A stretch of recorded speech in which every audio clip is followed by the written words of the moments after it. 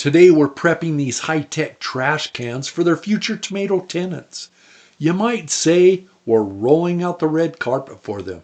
Actually, it's just dirt, but it's fancy dirt. I got a shack full of tenants, been living there without any wet utilities, and I need to evict them long enough to do some work on the shack, so I take the time and move them outside. See that tangled wad of hoses and connectors? That's what stands between our tomatoes and a tragic drought. This system keeps our plants hydrated no matter how lazy or forgetful we get. We'll start off under Fred Flintstone's car here in the shop and get everything prepped and ready. We're replacing an old-timer system you see on the left with a new one that I got from Lowe's for $69 and a couple individual zone timers. After a few moments and some mounting challenges, we get it operating, remembering our motto, measure twice, cut once, and swear silently. Each of these zones connects to a splitter that gives me control over different areas of the garden. With our watering system ready to go, it's time to wake up the soil and start getting it ready.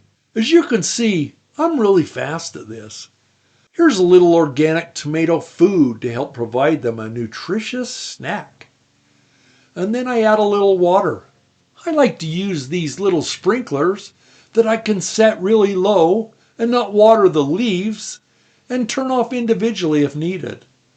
Then I add a very small amount of bone meal, making sure it's mixed in well and deep so that it won't burn the roots.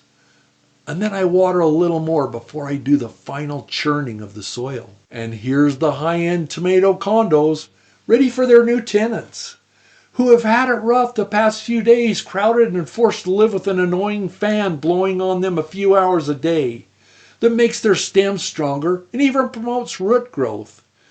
I show them pictures of past generations, but not pictures like this. More family pictures of the tomatoes. And I start introducing them to the peppers that'll soon be living next to them in their container area.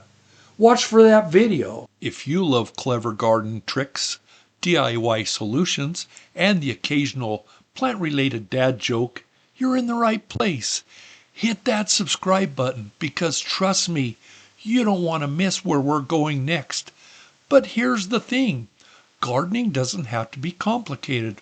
Whether you're a seasoned grower or just trying to keep a houseplant alive for more than 1 week, I've got tips, tricks, and enough hacks to make your plants think they've won the lottery.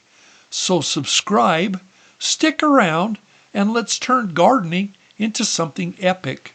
No green thumb required, just a sense of humor and maybe a willingness to occasionally talk to your plants. Trust me, they love it.